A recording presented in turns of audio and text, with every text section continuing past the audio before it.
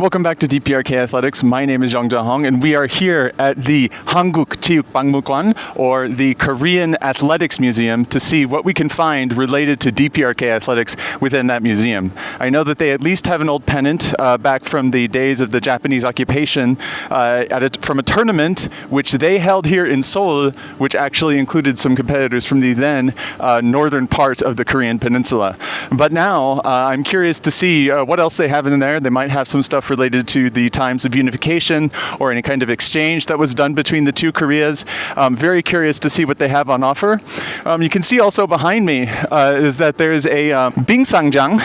The Bingsangjang is basically an ice skating rink, but this is where all of the speed skaters train. So basically lots of gold medalists have trained in the area right behind me. So it's a very historic area. The walk here was absolutely pleasant. I walked here from the metro station, and there was a old Joseon tomb from the Joseon dynasty. There was several military facilities like the Military Training Academy, as well as the Athletes Village, where various athletes of Korea come to train. So this is a very interesting area if you're interested in athletics or Korean histories. Also, I forgot to mention there was an amazing old train that they had just sitting there, basically from way back in the day. So come on out to Taedong if you're interested. But for now, we will enter the museum and see what we can see inside. So we'll see you inside. At the start of the museum, there was a short exhibition about the ROK's participation in the Winter Olympics. Back in 1948, the Winter Olympics and Summer Olympics took place during the same year. But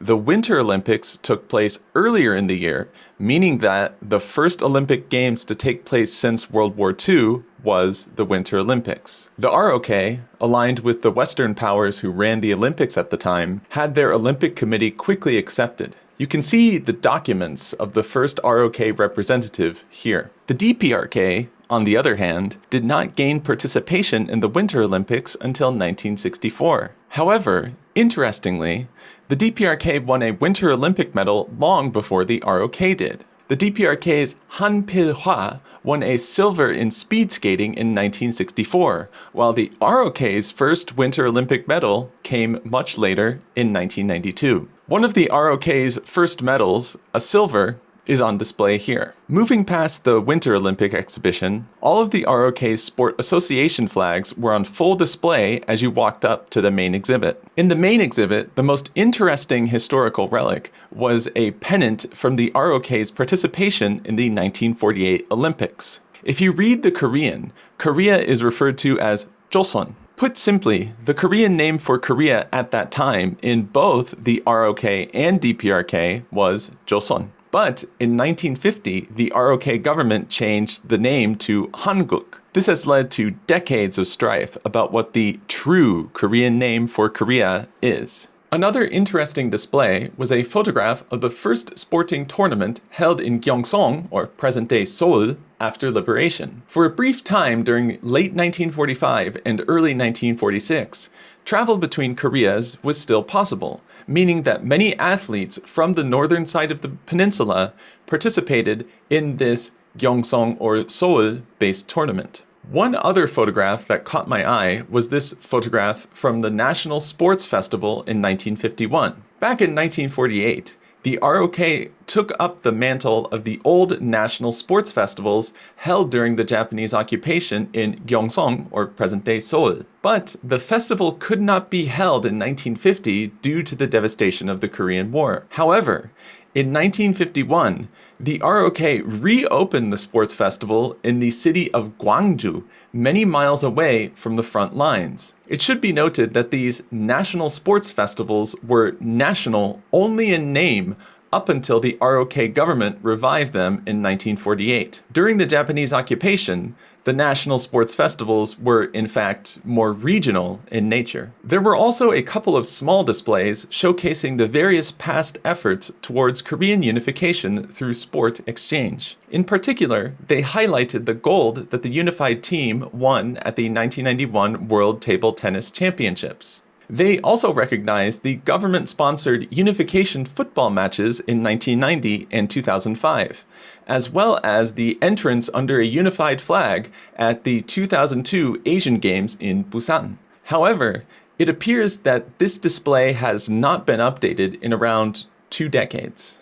Along the lines of unification, a faded photograph displayed in a cramped hallway caught my attention. It displayed the ROK athlete Jong-oh next to the DPRK athlete Kim Jong-soo. They competed in the same shooting category at the 2004 and 2008 Olympics and shared the same podium thrice. However, the DPRK's Kim Jong-soo had his 2008 Beijing Olympic medals stripped due to a doping scandal. The museum also had a couple of photographs of the DPRK and ROK marching under a united flag at the 2000 Sydney Olympic opening ceremony. A joint DPRK-ROK opening ceremony march was repeated at various events throughout the 2000s, but the last time this occurred was at the 2018 Asian Games. The last piece I'd like to focus on is this vase commemorating the joint World Cup hosted between the ROK and Japan in 2002. Interestingly, the Korean silhouette includes the DPRK despite no events having been hosted there. The DPRK initially offered to host some of the matches, but due to various political issues,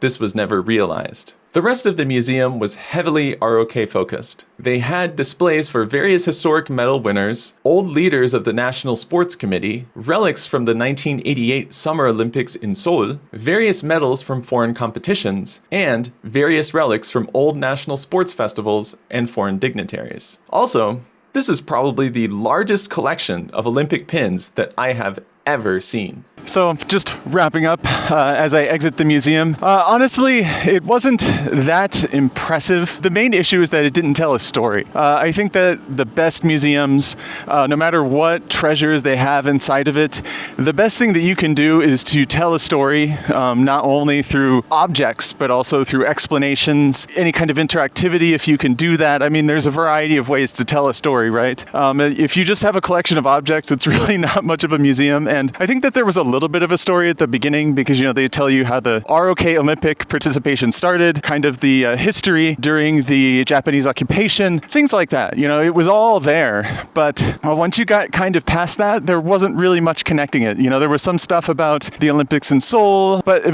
mostly it was just a lot of collections of objects. I don't mean to be in poor taste or be, overly silly by saying this, but it really reminded me of Gumsugangsan Palace of the Sun in the DPRK. For those of you who don't know, that's the place where all of the gifts given to Kim Jong-il and Kim Il-sung are stored.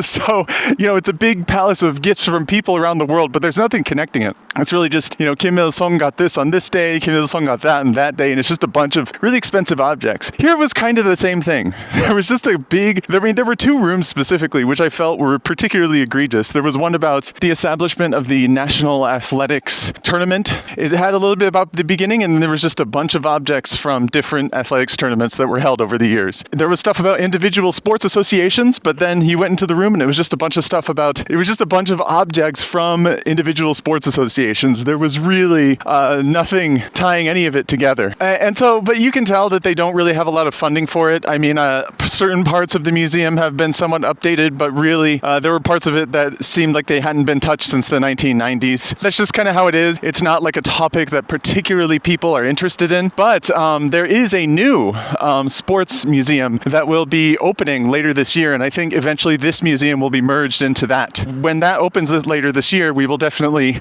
go and check that out and see if there's anything cool there. But overall, I'm glad I came out here. I'm glad I looked at it. I was really disappointed I didn't get to see the banner from the Joseon Cheukdae or the Joseon Cheukdae or the 1920s athletic tournament during the Japanese occupation. Really, most of the objects were from the founding of the ROK and further, which, it is what it is. I'm definitely going to have to double check my sources on that one. I really could not recommend this place to anybody. I mean, first of all, you have to be a Korean speaker. There's no English. I mean, there's a couple of English titles, but really, if you have to be able to read Korean, if you want to enjoy this museum properly, and then you you're really going to have to know some of your history because a lot of it's not explained very well. So really, this is only a place for the hardest of the hardcore, not to gatekeep or anything. But I wouldn't recommend it to any casuals.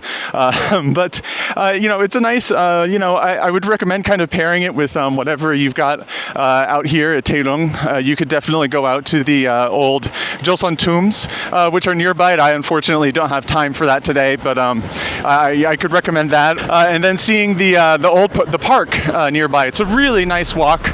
So I say you could make a day of it if you're really interested in this type of thing. But if you're not, then maybe kind of skip it and go to other places. It's also really easy to go in. I mean, there was nobody at the front counter. There were no other guests. There were a couple people working there. I mean, there was an office. It's the headquarters of the Korean Sports Committee, so of course there's going to be people there. But really, for a shy nerd like me, it was pleasant not to have to deal with someone walking in. But anyway, that'll wrap it up for this short episode of DPRK Athletics, and we will see you later. 안녕히 계십시오. 여기는 서울입니다.